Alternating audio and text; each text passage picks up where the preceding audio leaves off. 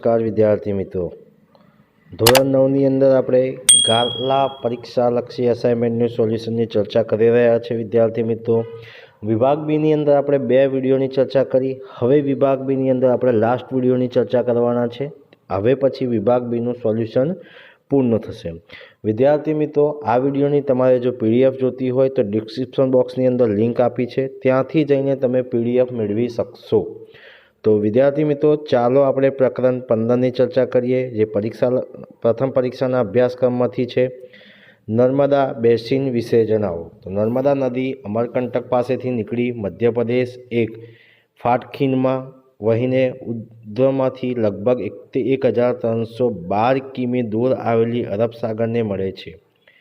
તેને પહોળા મુખમાં લાંબે સુધી દરિયાનું પાણી જાય છે. નર્મદાનું બેસિન મધ્યપ્રદેશ અને ગુજરાત પૂરતું સીમિત છે.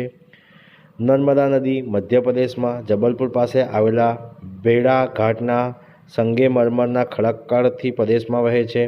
અહીં નર્મદાનો ઢોળાવ ઘણો તીવ્ર હોવાથી ધુઆંધાર નામના ધોધાની રચના થાય છે. નર્મદાની ઘણી શાખાઓ નદીઓ છે, જેમાંની કોઈ 200 કિમીથી વધુ લાંબી નથી. મોટાભાગની નદીઓ નર્મદાના કાટખૂણે મળે છે. નર્મદા અને તેની શાખા પ્રશાખાઓ મધ્યપ્રદેશના આયાતકાર જળ પરિવાહ પ્રણાલી બનાવે છે. તો નેક્સ્ટ પ્રશ્ન છે વિદ્યાર્થી મિત્રો, કૃષ્ણા અને કાવેરી બેસિનની વિસ્તૃત માહિતી આપો. તો વિદ્યાર્થી મિત્રો, કૃષ્ણા અને કાવેરી બેસિનની વિસ્તૃત માહિતી. કૃષ્ણા નદી પશ્ચિમ ઘાટની મહાબળેશ્વર પાસેથી નીકળી મહારાષ્ટ્ર, કર્ણાટક, આંધ્રપ્રદેશમાં થઈને બંગાળની ખાડીને મળે છે. તેની લંબાઈ આશરે 1400 કિમી છે. કોયાના ઘાટપ્રભા, ભીમા, તુંગભદ્રા, મૂસી વગેરે તેની શાખાઓ નદીઓ છે. તેની બેસિન ક્ષેત્ર મહારાષ્ટ્ર, કર્ણાટક અને આંધ્રપ્રદેશમાં ફેલાય છે. કાવેરી બેસિન, તો કાવેરી નદીના કર્ણાટકમાં પશ્ચિમ ઘાટની બ્રહ્મગીરી શ્રેણીમાંથી નીકળી છે અને તમિલનાડુ કુડલુરની દક્ષિણે જૂના કાવેરી પટ્ટનમ પાસે બંગાળની ખાડીને મળે છે. તેની લંબાઈ આશરે 760 કિમી છે. અમરાવતી, ભાવાની, હેમાવતી, કાલિની વગેરે તેની શાખાઓ નદીઓ છે. તેનું બેસિન ક્ષેત્ર કેરળ, કર્ણાટક, તમિલનાડુમાં ફેલાયેલું છે. ત્યારબાદ વિદ્યાર્થી મિત્રો, આપણે વાત કરીએ ક્વેશ્ચન નંબર 3, જળ પ્રદૂષણ અટકાવવાના ઉપાયો જણાવો. તો જળ પ્રદૂષણ અટકાવવાના ઉપાયોની અંદર પહેલો જ છે, જળ પ્રદૂષણ અટકાવવા માટે બનાવેલા નિયમોને કડકપણે પાલન કરવું. રાષ્ટ્રીય નદી સંરક્ષણ યોજના NRCP દ્વારા જળ શુદ્ધિકરણ માટે બનાવેલા કાર્યક્રમોને અમલ કરવો. ઔદ્યોગિક એકમો પોતાની દૂષિત પાણી નદીઓમાં ના ઠાલવે તે માટેના કડક કાયદા બનાવવા. ઉદ્યોગો દૂષિત પાણીને નદીઓમાં છોડતા પહેલાં તેના પર જરૂરી શુદ્ધિકરણની પ્રક્રિયા કરે, જેથી રાસાયણિક જળમાં રહેલા હાનિકારક તત્વો નાબૂદ થાય. દૂષિત પાણીને શુદ્ધ કર્યા પછી જ તેનો નદીઓમાં નિકાલ કરવા શક્ય એવી સરકારી કાયદા બનાવવા અને તેને ચુસ્તપણે અમલ કરાવવો. 6થો નંબર છે, બધા નાગરિકો નદીનું પાણી ચોખ્ખું રહે તે માટે ઘરનો કચરો નદીમાં પાણીમાં ના ભળે તેની કાળજી પણ રાખવી જોઈએ. ત્યારબાદ વિદ્યાર્થી મિત્રો, વાત કરીએ ક્વેશ્ચન નંબર 4, નદીઓની આર્થિક મહત્ત્વ સમજાવો. તો વિદ્યાર્થી મિત્રો, નદીઓની આર્થિક મહત્ત્વની અંદર છે પહેલું જ, નદીઓનું જળ કુદરતી સંસાધન છે. નદીઓના જળ માનવીની આર્થિક જરૂરિયાત પૂરી પાડે છે. ખેતી અને ઉદ્યોગોનો વિકાસ નદીઓને આભારી છે. વિશ્વની પ્રાચીન સંસ્કૃતિઓની ઉદ્ભવ અને વિકાસ નદીના તટે થયો હતો. ભારતના અનેક મોટા શહેરો નદી કિનારે વિકાસ પામ્યા છે. દાખલા તરીકે દિલ્હી, કોલકાતા, અમદાવાદ, સુરત, ભરૂચ વગેરે 12 માસ વહેતી નદીઓ આંતરિક જળમાર્ગ તરીકે ઉપયોગી છે. ત્યારબાદ વિદ્યાર્થી મિત્રો આવે છે સરોવરોની ઉપયોગિતા જણાવો. તો સરોવરોની ઉપયોગિતાની અંદર છે, ભારતના કેટલાક સરોવરો નદીઓ ઉદ્ભવ સ્થાન, જેમાં કે અમરકંટક સરોવરમાંથી નર્મદા નદી નીકળે છે.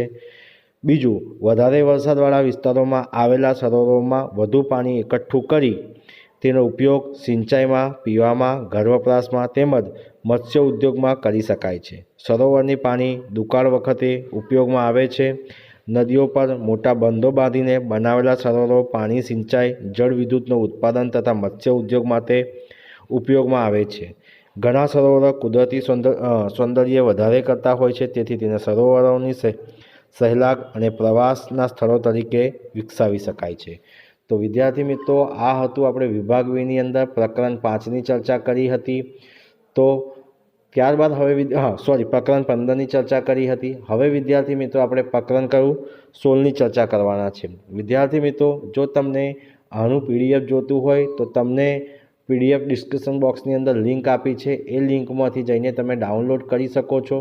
અને વિદ્યાર્થી મિત્રો, PDF બનાવવામાં ઘણું ટાઈમ લાગે છે, તો તમે એ PDFના પ્રોત્સાહન રૂપે તમને જે પણ પેમેન્ટ કરવાનું હોય કરી શકો છો વિદ્યાર્થી મિત્રો। તો આગળના પ્રશ્નોની ચર્ચા કરીએ તો પ્રકરણ 16 કયા કારણસર ગુજરાતમાં ઓછો વરસાદ પડે છે? તો ગુજરાતમાં અરબ સાગર પરથી વાતો નિત્યુતુના મોસમી પવનો એક શાખા વરસાદ લાવે છે। આ શાખાના પવનો નબળા હોય છે, તેમાં ભેજનું પ્રમાણ પણ ઓછું હોય છે। વળી ગુજરાતના આ ભાગમાં કોઈ ઊંચા પહાડો કે ગીચ જંગલો નથી, તેથી આ પવનોમાં રહેલા ભેજનું ઘનીભવન થવાની શક્યતા ઓછી રહે છે, તેથી ગુજરાતમાં વરસાદ ઓછો પડે છે। ત્યારબાદ વિદ્યાર્થી મિત્રો આપણે વાત કરીએ, બીજો પ્રશ્ન છે ભૌગોલિક કારણ આપો। શિયાળામાં કેટલીક વાર રાજસ્થાન અને ગુજરાતમાં ઠંડીનું મોજું ફરી વળે છે। હિમાલયમાં શિયાળામાં કેટલીક વાર હિમવર્ષા થાય છે, ત્યારે ત્યાંથી ભારતમાં પવનોની દિશા ઉત્તરથી દક્ષિણ તરફની હોય છે। આથી હિમાલયની ઠંડી અને ભારે હવા દક્ષિણ તરફ ઘસી આવે છે। તેની અસર નીચે ઉત્તર ભારતમાં તેમજ રાજસ્થાન, ગુજરાતમાં પણ ઠંડીનું મોજું ફરી વળે છે અને તાપમાન એકાએક નીચું ઉતરી જાય છે। કેટલાક ભાગોમાં હિમ પડતા કપાસ જેવા પાકને નુકસાન થાય છે। ત્યારબાદ વિદ્યાર્થી મિત્રો વાત કરીએ, ત્રીજો ક્વેશ્ચન છે વાત વિમુખ ઢોળાવ વિશે સમજ આપો। તો વિદ્યાર્થી મિત્રો, પહાડ વાત વિમુખ ઢોળાવ, ઉલટ બાજુએ આવેલા ઢોળાવ વાત વિમુખ કહેવામાં આવે છે। નિત્યુત્ય મોસમી પવનો, ત્યારબાદ આવે છે મોસમી પવનો સંદર્ભમાં પશ્ચિમ ઘાટના પૂર્વ તરફના ઢોળાવો અને હિમાલયના ઉત્તર ઢોળાવા વાત વિમુખ ઢોળાવો છે। ત્યારબાદ વિદ્યાર્થી મિત્રો વાત કરીએ, કોરોમંડલ કિનારે શિયાળામાં વરસાદ શાથી પડે છે? તો જવાબ છે વિદ્યાર્થી મિત્રો, કોરોમંડલ કિનારે ભારતમાં શિયાળામાં ઈશાનના મોસમી પવનો વાય છે। આ પવનો દેશના મોટાભાગના જમીન પરથી વાતા હોવાથી સામાન્ય રીતે સૂકા હોય છે। સામાન્ય રીતે વરસાદ લાવતા નથી, પરંતુ કોરોમંડલ કિનારે વાત ઈશાનના બંગલો બંગાળની ખાડી પર થઈને આવતા હોવાથી ભેજવાળા હોય છે, તેથી કોરોમંડલના કિનારે વધુ વરસાદ આપે છે। આમ કોરોમંડલ કિનારે શિયાળામાં વરસાદ પડે છે। ત્યારબાદ વિદ્યાર્થી મિત્રો આપણે વાત કરીએ, ક્વેશ્ચન નંબર 5 પૃથ્વીની આકૃતિ દોરી છે। પૃથ્વીની આકૃતિ દોરી, તેના પર નીચેના સ્થાનો દર્શાવો, કર્કવૃત્ત, વિષુવવૃત્ત અને મકરવૃત્ત। તો અહીંયા વિદ્યાર્થી મિત્રો તમને આકૃતિ આપી છે, આકૃતિ તમે જોઈને પણ તમારી નોટબુકમાં લખી શકો છો। તો વિદ્યાર્થી મિત્રો, આ હતું વિભાગ 2નું સોલ્યુશન। નેક્સ્ટ વિડીયોની અંદર આપણે વિભાગ Cનું ચર્ચા કરવાના છે। તો વિદ્યાર્થી મિત્રો, આ વિડીયો તમને ગમ્યો હોય તો લાઇક કરજો, શેર કરજો અને કમેન્ટ કરજો, અને જો ચેનલને સબસ્ક્રાઈબ ના કરી હોય તો સબસ્ક્રાઈબ કરવાનું ભૂલતા નહીં। અને આ વિડીયોની સામાજિક વિજ્ઞાનની આપણે અસાઇનમેન્ટનું સોલ્યુશનની તમારે જો PDF મેળવવી હોય તો વિડીયોની નીચે ડિસ્ક્રિપ્શન બોક્સની અંદર તમને લિંક આપી છે, એ લિંકમાંથી જઈને તમે ડાઉનલોડ પણ કરી શકો છો। તો વિદ્યાર્થી મિત્રો, વિડીયોને શેર કરવાનું ભૂલતા નહીં। જય હિન્દ, જય ભારત।